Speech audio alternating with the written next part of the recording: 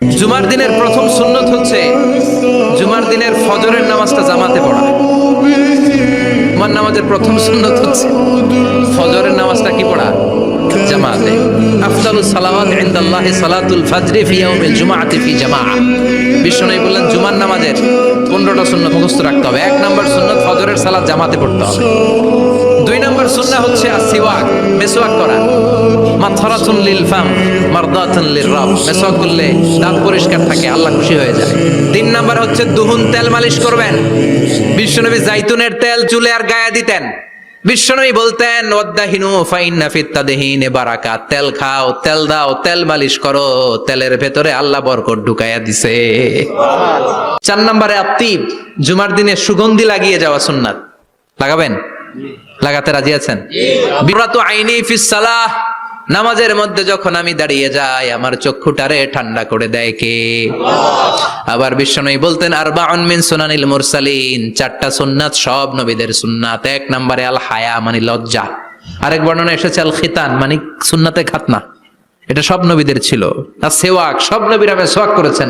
আত্তিব, সব নবীরা আতর লাগিয়েছেন। আর নিকাহ, সব নবীরা বিয়েও করেছেন। চিল্লায় পড়েন আল্লাহু আকবার।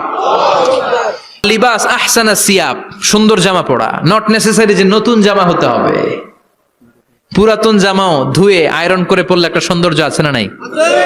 এরপরে ইকসারুস সালাহ আলান নবী, বিশ্বনবীর উপর বেশি বেশি দুরূদ পড়া।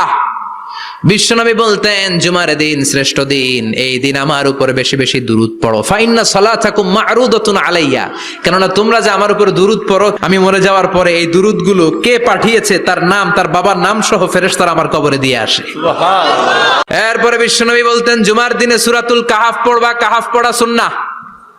সূরাতুল কাহাফ পড়তে রাজি আছেন? রাজি আছেন তো?